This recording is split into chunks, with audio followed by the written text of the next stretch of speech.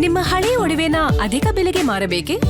ಅಟಿಕಾಗೆ ಕಾಲ್ ಮಾಡಿ 8880 Attica gold company. Kaveri ವಿಚಾರದಲ್ಲಿ ಕರ್ನಾಟಕಕ್ಕೆ ಸಿಡಬ್ಲ್ಯೂಎಂಎ ಅನ್ಯಾಯ ಮಾಡಿದೆ. ಹಾಗಾದ್ರೆ 15 ದಿನ ತಮಿಳುನಾಡಿಗೆ ನೀರು ಹರಿಸೋದಕ್ಕೆ ಮತ್ತೆ ಆದೇಶ ಕೊಟ್ಟಿರೋದ್ರಿಂದ ಕರ್ನಾಟಕದ ಮುಂದಿನ ನಡೆ ಏನು? ನೀರಿನ ಕೊರತೆ ಪರಿಸ್ಥಿತಿ ವಿವರಿಸಿದ್ರು ಕೂಡ ಕೇರ್ ಮಾಡಿಲ್ಲ ಸಿಡಬ್ಲ್ಯೂಎಂಎ. ಮತ್ತೆ ನೀರು ಹರಿಸಿ ಅಂತಾನೆ ಆದೇಶವನ್ನ ಕೊಟ್ಟಿದೆ.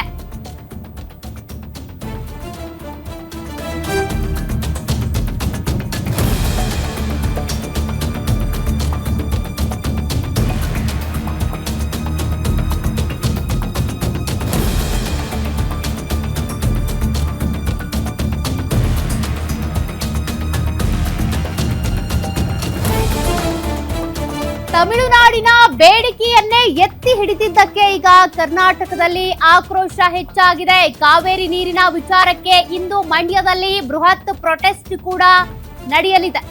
ತಮಿಳುನಾಡಿನ ಖ್ಯಾತೆ ವಿರುದ್ಧ ಇಂದು ಮಂಡ್ಯದಲ್ಲಿ ಪ್ರತಿಭಟನೆ ಮಾಡ್ತಿದ್ದಾರೆ. ಯಾವುದೇ ಕಾರಣಕ್ಕೂ ತಮಿಳುನಾಡಿಗೆ ನೀರು ಹರಿಸಬಾರದು ಅಂತ ರೈತರು ಪಟ್ಟು ಹಿಡಿದು ಪ್ರತಿಭಟನೆಗೆ ಮುಂದಾಗಿದ್ದಾರೆ.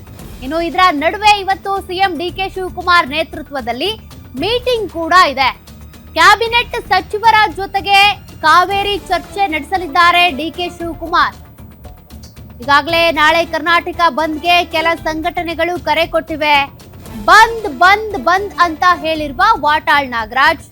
ಆದ್ರೆ ಕೆಲ ಸಂಘಟನೆಗಳಲ್ಲಿ ಇನ್ನೂ ಕೂಡ ಬಂದ್ಗೆ ಸಂಬಂಧಪಟ್ಟಂತೆ ಗೊಂದಲ ಇದೆ. ಬಂದ್ ವಿಚಾರಕ್ಕೆ ಗೊಂದಲ ಯಾವ ರೀತಿ ಅಂದ್ರೆ ನೈತಿಕ ಬೆಂಬಲ ಕೊಡ್ಬೇಕಾ ಅಥವಾ ಬಾಹ್ಯವಾಗಿ ಬೆಂಬಲ ಕೊಡ್ಬೇಕಾ, ಪೂರ್ತಿ ಬಂದ್ ಮಾಡ್ಬೇಕಾ ಬೇಡ್ವಾ ಅಂತ ಈಗಾಗಲೇ ಅನೇಕ ಸಂಘಟನೆಗಳು ಹಿಂದೆ ಸರಿದಿದ್ದಾವೆ. ರಾಜ್ಯದಲ್ಲಿ ಆರ್ಥಿಕ ಸಂಕಷ್ಟ ಇದೆ ಹಾಗೆ ಅಂತ ಕೆಲ ರೀಸನ್ಗಳನ್ನ ಕೊಟ್ಟು. ಹಾಗಾದ್ರೆ ವಾಟಾಳ್ ನಾಗರಾಜ್ ಅವ್ರು ಹೇಳಿದಂತೆ ಬಂದ್ ಆಗುತ್ತಾ ಆಗಲ್ವಾ? ಸಂಘಟನೆಗಳ ಮಧ್ಯೆ ಒಮ್ಮತದ ಅಭಿಪ್ರಾಯ ಬರುತ್ತಾ? ಕಾವೇರಿ ನೀರಿನ ವಿಚಾರಕ್ಕೆ ಮಂಡ್ಯದಲ್ಲಿ ಬೃಹತ್ ಪ್ರೊಟೆಸ್ಟ್. ತಮಿಳುನಾಡು ಖ್ಯಾತೆ ವಿರುದ್ಧ ಮಂಡ್ಯದಲ್ಲಿ ಪ್ರತಿಭಟನೆ.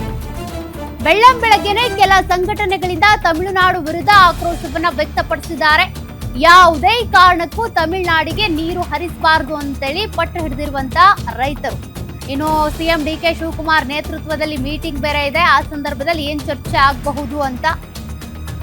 ಕಾರಣ ಸಿಡಬ್ಲ್ಯೂಎಂಎ ಕೂಡ ಈಗಾಗಲೇ ಇದಕ್ಕೆ ಸಂಬಂಧಪಟ್ಟಂತೆ ಸಿಡಬ್ಲ್ಯೂಆರ್ಸಿ ಏನ್ ನಿರ್ಧಾರವನ್ನ ಘೋಷಣೆ ಮಾಡಿತ್ತು, ಏನ್ ಆದೇಶ ಕೊಟ್ಟಿತ್ತು ಅದನ್ನೇ ಎತ್ತಿ ಹಿಡಿದಿದೆ. ಪ್ರತಿ ಬಾರಿಯೂ ಕರ್ನಾಟಕದ ರೈತರಿಗೆ ಸಿಡಬ್ಲ್ಯೂಎಂಎ ಸಿಡಬ್ಲ್ಯೂಆರ್ಸಿ ಕೊಡುವಂತ ಆದೇಶಗಳು ಅನ್ಯಾಯ ಮಾಡ್ತಾ ಇದೆ. ಆದ್ರೆ ಅದಕ್ಕೆ ಸಂಬಂಧಪಟ್ಟಂತೆ ಸಮರ್ಥನೆಯನ್ನ ಕೊಟ್ಕೊಳ್ಬೇಕಲ್ಲ ಕರ್ನಾಟಕದ ಅಧಿಕಾರಿಗಳಾಗ್ಲಿ ಅಥವಾ ಕರ್ನಾಟಕದ ವಕೀಲರಾಗ್ಲಿ ಹೇಗೆ ವಾದ ಮಂಡಿಸ್ತಾರೆ?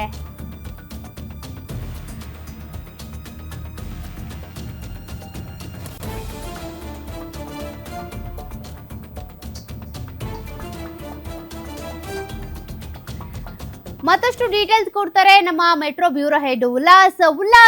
ಈ ಕಾವೇರಿ ನೀರಿನ ವಿಚಾರಕ್ಕೆ ಸಂಬಂಧಪಟ್ಟಂತೆ ಪ್ರತಿ ವರ್ಷನೂ ಪ್ರತಿ ಆದೇಶ ಬಂದಾಗ್ಲೂ ಕರ್ನಾಟಕದ ರೈತರಿಗೆ ಅನ್ಯಾಯ ಆಗ್ತಾನೆ ಬಂದಿದೆ.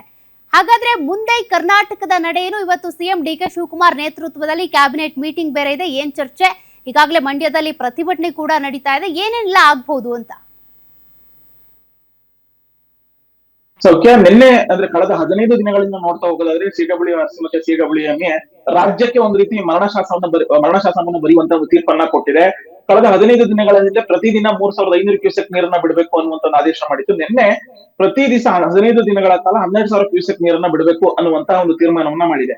ಯಾವಾಗ ಸಿಡಬ್ಲ್ಯೂಎಂಎ ಆದೇಶವನ್ನ ಮಾಡಿತು, ಇಡೀ ರಾಜ್ಯಾದ್ಯಂತ ಅದರಲ್ಲೂ ಪ್ರಮುಖವಾಗಿ ಮಂಡ್ಯ ಮೈಸೂರು ಭಾಗದಲ್ಲಿ ಅತಿ ಹೆಚ್ಚಿನ ಮಟ್ಟದಲ್ಲಿ ರೈತರು ಮತ್ತೆ ಅಲ್ಲಿರುವಂತಹ ಸಾರ್ವಜನಿಕರು ಪ್ರತಿಭಟನೆಯನ್ನ ಮಾಡ್ತಿದ್ದಾರೆ. ಯಾವುದೇ ಕಾರಣಕ್ಕೂ ತಮಿಳುನಾಡಿಗೆ ನೀರನ್ನ ಬಿಡಬಾರದು ಅನ್ನುವಂತಹ ಒಂದು ಒತ್ತಾಯವನ್ನ ಮಾಡ್ತಿದ್ದಾರೆ. ಇದ್ರ ಬೆನ್ನಲ್ಲೇ ಸಿಎಂ ಡಿಕೆ ಶಿವಕುಮಾರ್ ಕ್ಯಾಬಿನೆಟ್ ಸಚಿವರ ಜೊತೆಗೆ ಇವತ್ತು ಮಹತ್ವವಾದಂತಹ ಒಂದು ಸಭೆಯನ್ನ ನಡೆಸ್ತಾರೆ. ಯಾಕೆಂದ್ರೆ ನಿನ್ನೆ ನಡೆದಂತಹ ಸಭೆಯಲ್ಲಿ ಏನು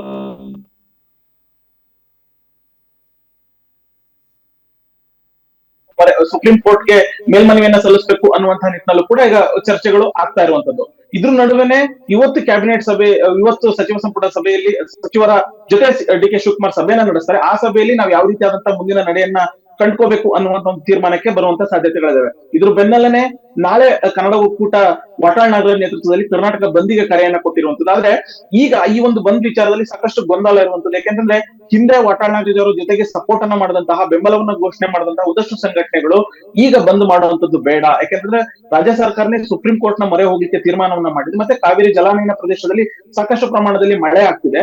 ತಮಿಳುನಾಡು ನಿರೀಕ್ಷೆ ಮಾಡಿದಕ್ಕಿಂತ ಹೆಚ್ಚಿನ ಪ್ರಮಾಣದಲ್ಲಿ ನೀರು ತಮಿಳುನಾಡಿಗೆ ರಾಜ್ಯ ಸರ್ಕಾರ ಹರಿಸಿದೆ. ಸೊ ಇಂಥ ಸಂದರ್ಭದಲ್ಲಿ ನಾವು ಬಂಧನ ಮಾಡುವಂತದ್ದು ಬೇಡ, ಅದ್ರ ಬದಲಾಗಿ ನೈತಿಕವಾದಂತ ಬೆಂಬಲವನ್ನ ಕೊಡೋಣ ಅನ್ನುವಂತ ಒಂದು ತೀರ್ಮಾನಕ್ಕೆ ಬಂದಿರುವಂತದ್ದು. ವಾಟಾಳ್ ನಾಗರಾಜ್ ಈಗಾಗಲೇ ಇಡೀ ರಾಜ್ಯದಿಂದ ಪ್ರವಾಸ ಮಾಡಿ ನಾವು ಕರ್ನಾಟಕ ಬಂಧನ ಮಾಡ್ತೀವಿ ಅನ್ನುವಂತ ಒಂದು ಮಾತನ್ನ ಹೇಳ್ತಾ ಇದ್ರೆ, ಮತ್ತೊಂದು ಕಡೆ ಪ್ರವೀಣ್ ಶೆಟ್ಟಿ ಇವತ್ತು 12 ಗಂಟೆಗೆ ಒಂದು ಮಹತ್ವವಾದಂತ ಒಂದು ಸಭೆಯನ್ನ ಕರೆದಿದ್ದಾರೆ. ಆ ಒಂದು ಸಭೆಯಲ್ಲಿ ಬಂದ್ ಬೇಕಾ ಬೇಡವಾ, ಒಂದ್ ವೇಳೆ ಬಂದ್ ಮಾಡುವಂತದ್ದಾದ್ರೆ ಯಾವ ರೀತಿಯಾಗಿ ಬಂಧನ ಮಾಡಬೇಕು ಅನ್ನುವಂತಹ ಒಂದು ತೀರ್ಮಾನಕ್ಕೆ ಬರುವಂತಹ ಸಾಧ್ಯತೆಗಳಿದಾವೆ. ಸೊ ಹೀಗಾಗಿ 13ನೇ ತಾರೀಕು ಜೊತೆಗೆ ಸಿಎಂ ಡಿ ಕೆ ಶಿವಕುಮಾರ್ ಒಂದ್ ಮನವಿಯನ್ನ ಮಾಡಿದ್ರು ಕನ್ನಡ ಹೋರಾಟ ಒಕ್ಕೂಟಕ್ಕೆ, ನೀವು ಬಂಧನ ಮಾಡಬೇಡಿ ಅನ್ನುವಂತಹ ಒಂದು ಮನವಿಯನ್ನ ಮಾಡ್ಕೊಂಡಿದ್ರು. ಸೊ ಇದ್ರ ನಡುವೆನೆ ವಾಟಾಳ್ ನಾಗರಾಜ್ ಇಲ್ಲ ನಾಳೆ ಬೆಳಗ್ಗೆ 6 ಗಂಟೆಯಿಂದ ಸಂಜೆ 6 ಗಂಟೆ ತನಕ ಕರ್ನಾಟಕ ಬಂಧನ ಮಾಡಿಯೇ ಸಿದ್ಧ ಅನ್ನುವಂತಹ ಒಂದು ಮಾತನ್ನ ಹೇಳಿರೋ ಹಿನ್ನೆಲೆಯಲ್ಲಿ ಇವತ್ತು ಸಿಎಂ ನೇತೃತ್ವದ ಸಭೆ ಮತ್ತೆ ಪ್ರವೀಣ್ ಶೆಟ್ಟಿ ನೇತೃತ್ವದ ಸಭೆ ಯಾವ ರೀತಿಯಾದಂತಹ ತೀರ್ಮಾನವನ್ನ ಕೈಗೊಳ್ಳುತ್ತೆ, ಅದ್ರ ಮೇಲೆ ನಾಳಿನ ಬಂದ್ ನಿರ್ಧಾರ ಆಗುತ್ತೆ. ಸೌಖ್ಯ. Okay, thank you Ullas ಡೀಟೇಲ್ಸ್ಗೆ.